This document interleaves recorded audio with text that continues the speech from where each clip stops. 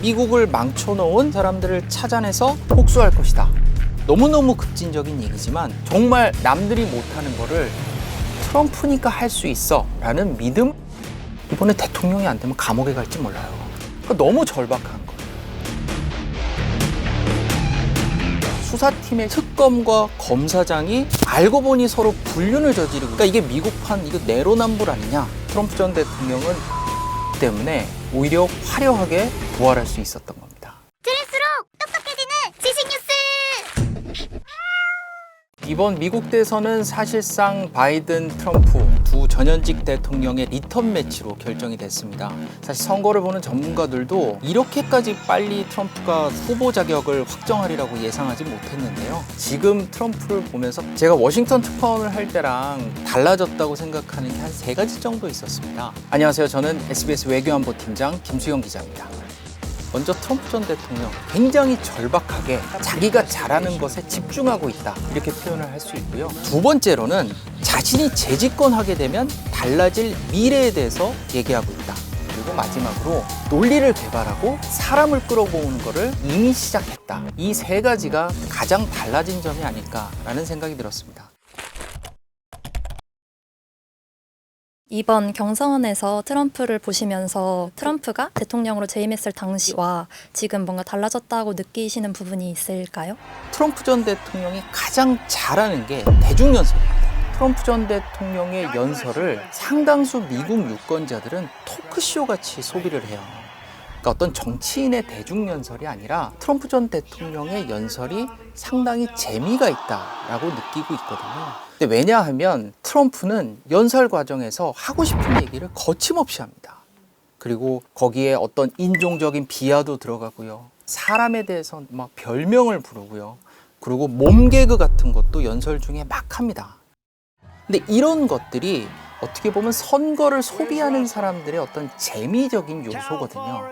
지난 대선 때 트럼프가 선거에서 실패했던 여러 가지 이유가 있겠지만 저는 그렇게 생각해요.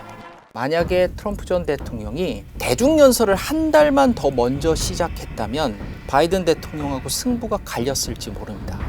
그런데 그게 왜 그러냐면요. 지난 대선 때는 코로나 끝물이었거든요. 그래서 대중 집회를 마음대로 할 수가 없었습니다. 그래서 사람을 많이 모으면 비난 여론이 일었거든요. 그래서 트럼프가 그런 대중연설을 쉽게 열지 못하는 상황에서 막판에 벼락치기 같이 연설을 했어요.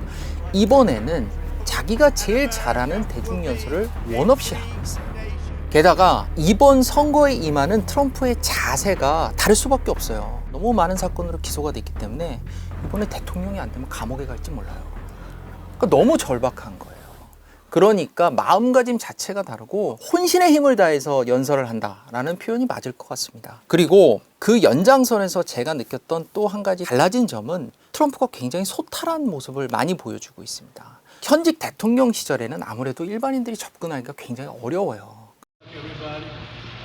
피자를 왕창 사갖고 가서 소방관들에게 막 전달을 하고 이런 식의 선거운동들을 하고 있거든요. 그러니까 트럼프 지지층이 보기에는 내가 좋아하는 트럼프가 굉장히 우리와 가까워졌다, 많이 낮은 곳으로 내려왔다라는 생각을 하게 되는 겁니다. 그러니까 지지율이 더 올라가는 거죠. 그 두 번째, 집권하면 달라질 미래에 대해서 트럼프가 조목조목 설명을 하고 있습니다. 트럼프가 현직 시절에는 아무래도 대통령이다 보니까 자화자찬하는 내용이 대부분이에요. 내가 이렇게 잘하고 있다.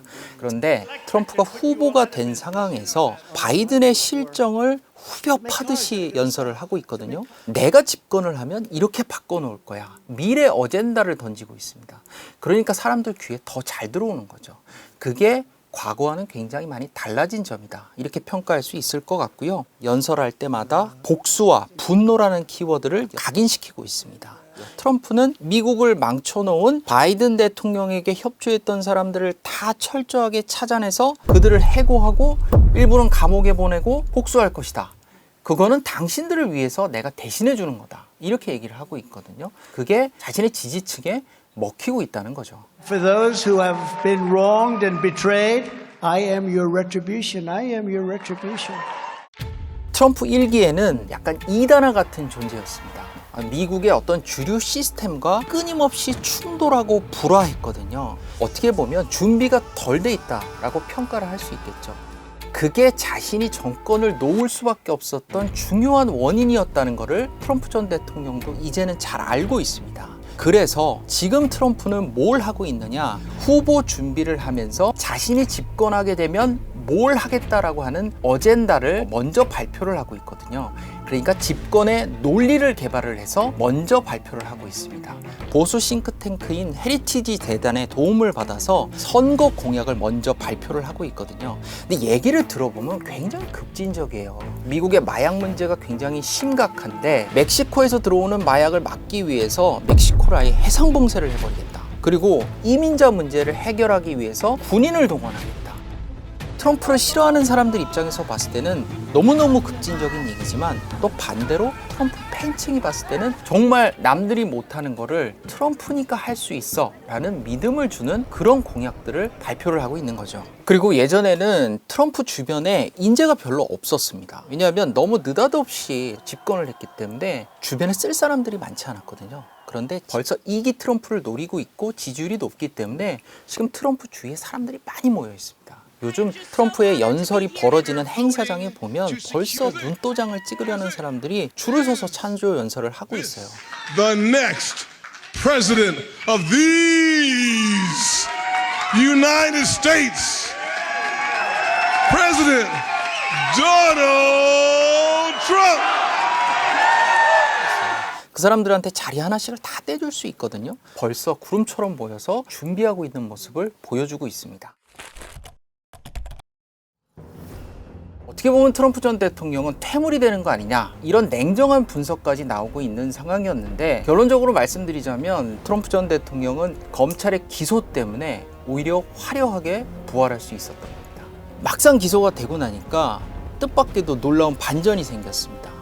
이번 수사들이 정치적인 보복이다 라는 프레임이 생겨났고요. 두 번째는 트럼프 전 대통령에 대한 언론 보도가 어마어마하게 늘어났습니다. 검찰 수사 내용을 보면요, 기소된 사건이 무려 4가지나 됩니다. 첫 번째는 2021년 1월 6일 날 미국 의회 폭동 사태를 통해서 대선 결과에 불복했다는 사건. 두 번째는 대선 직후에 조지아의 선거 결과를 뒤집으려고 시도한 사건. 그리고 국가 기밀 문건을 불법 반출해서 소지한 사건. 그리고 마지막 4번째가 성인 배우에게 입막음 돈을 지급했다는 사건. 이렇게 4가지 사건이 있습니다. 전직 대통령에 대한 기소는 처음 있는 일인데 4가지 사건 가운데 미국 검찰이 가장 먼저 기소한 게 성인 배우에게 입막음 돈을 지급했다라는 사건으로, 이 사건이 발생한 시점을 보면 2016년도 일입니다.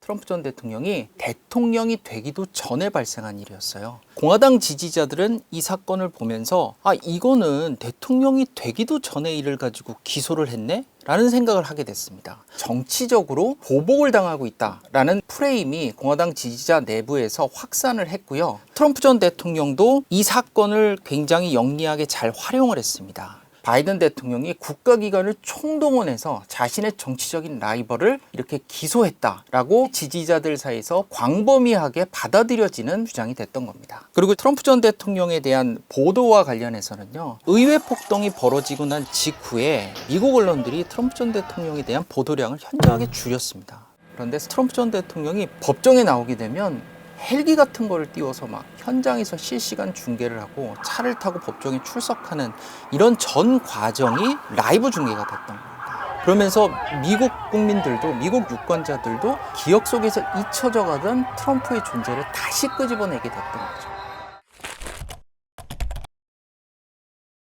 그 국민들도 자꾸 기소되는 걸 보면서 약간 네. 동정론이라고 해야 될까요? 트럼프를 조금 안타깝게 보는 그런 시선도 있었던 건가요? 동정론을 일으키는 트리거가 제가 아까 처음 말씀드렸던, 국민들이 보기에는 대통령 재직 시절에 일어나지 않았던 과거의 사건을 가지고 먼저 기소를 해버리니까 이건 정치적인 탄압을 받고 있다라는 동정론이 일어나게 됐던 결정적인 원인이었습니다. 게다가 뉴욕 맨해튼 검찰청이 이걸 기소를 했는데 엘빈 브래그 검사장이 민주당원이에요. 그러다 보니까 오히려 국민들은 이게 뭔가 있다, 이거 정치적으로 프레임을 짜놓고 반대파를 숙청하려는 거 아니냐, 이런 시선을 더 강하게 가지게 됐습니다. 트럼프를 수사하던 수사팀 내부에서 불륜설이 나왔다던데 이런 이야기가 나온 것도 트럼프에게는 호재일 수도 있는 거겠네요. 느닷없이 튀어나온 사건이었습니다. 검찰에서 수사를 하고 있었는데 특검과 검사장이 알고 보니 서로 불륜을 저지르고 있었다. 이런 의혹이 제기됐던 거거든요. 사실 수사팀에서 남녀관계 문제로 벌어지는 일은 수사의 본질과는 엄밀히는 상관이 없습니다. 그런데 수사팀의 신뢰도에 있어서는 결정적인 하자가 생겼다, 이렇게 표현을 할 수 있을 것 같고요. 트럼프 전 대통령이 이걸 지금 아주 적극적으로 활용을 하고 있습니다. 이게 어떻게 된 사건이냐면요, 검찰 수사 과정에서 트럼프와 관련한 가장 유명한 사건이 그 머그샷 찍은 거 있잖아요. 이 사건이 어떤 거냐면요, 조지아주는 아주 초박빙 경합주였습니다. 대선을 치렀는데 바이든과 트럼프의 표 차이가 10,000표 넘는 표 차이로 그냥 결정이 돼버렸습니다. 그런데 트럼프가 조지아주의 국무장관에게 전화를 걸어서 내 표 찾아와라, 내 표 11,780표를 찾아와라 라고 국무장관에게 직접 압박을 넣었어요. 사실 그 굉장히 황당한 일이거든요. 그런데 그게 전화로 녹음이 됐습니다. So, look, all I want to do is this. I just want to find 11,780 votes, which is one more than we have, because we won the state. 그게 수사 과정에서 고스란히 공개가 되면서 이거는 선거를 직접적으로 뒤집으려 한 거 아니냐라는 비난 여론이 일었고, 결국은 기소까지 되고 트럼프 전 대통령이 머그샷까지 찍는 수모를 겪게 됐던 거였거든요. 이 사건을 직접 수사했던 특별검사 네이선 웨이드라는 사람하고 이 사람을 임명했던 여성 검사장 파니 윌리스라는 사람이 불륜관계라는 건데요. 파니 윌리스 검사장은 자신의 검찰청에서는 동료들끼리 연인관계로 지내서는 절대로 안 된다, 그런 사람이 있으면 나는 해고할 것이다 라고 얘기를 했거든요. 그게 트위터에 고스란히 영상으로 남아 있습니다. That will not be something that is allowed on my watch. Supervisors will not be supervisors long in my administration. And I certainly will not be choosing people to date that work under me. If you chose to have inappropriate contact with employees, it's distracting and it's certainly inappropriate. 그러니까 이게 미국판 이거 내로남불 아니냐라는 비난 여론이 일게 되는 거죠. 게다가 트럼프 측은 수사팀의 신뢰도가 이제 전혀 믿을 수 없게 됐기 때문에 자신에 대해서 기소됐던 사건 자체를 철회해야 된다라고 주장을 하고 있습니다. And how bad is that, paying a guy almost $1 million who had zero experience, but it's their boyfriend, and then they traveled all over the world. Norwegian Cruise Lines, oh, isn't that nice? I'd like to do that, I just don't have time.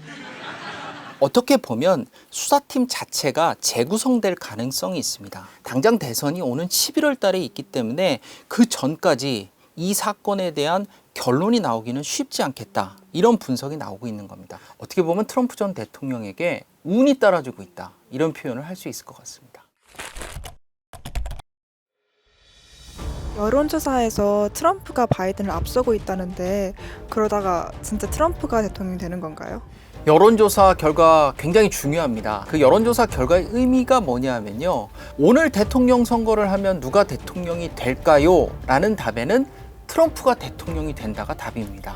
여론조사라는 건요, 지금 현재 상황에서 가장 유권자들의 지지를 많이 받고 있는 사람은 트럼프다라고 표현을 할 수 있을 것 같습니다. 미국 대통령 선거는 우리와 제도가 좀 달라요. 우리는 한 표라도 더 많이 얻는 사람이 대통령이 되잖아요. 미국에서는 간접 선거로 대통령을 뽑거든요. 내가 투표하는 게 대통령을 직접 뽑는 게 아니라 선거인단을 뽑는 간접 선거를 해요. 그래서 그 주에서 승자 독식으로 그 주에 더 많이 표를 얻은 사람이 선거인단을 다 가져갑니다. 그래서 전체적인 여론조사 수치가 트럼프가 얼마가 높다라고 하는 건 큰 의미가 없고요. 미국 대통령 선거에서 유심하게 봐야 될 거는 경합주의 여론조사 결과입니다. 6개 주 정도를 경합주라고 꼽는데요. 이 주는 매번 트럼프, 바이든을 왔다 갔다 하면서 뽑는 주예요.